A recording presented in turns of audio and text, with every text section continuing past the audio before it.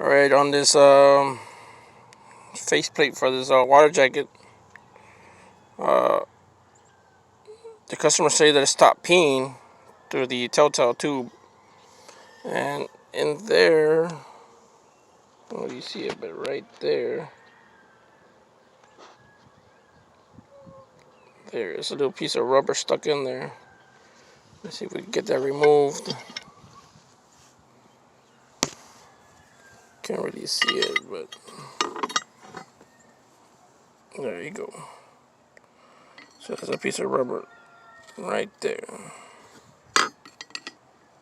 There you go. So that is what clogged up the telltale pisser tube or whatever.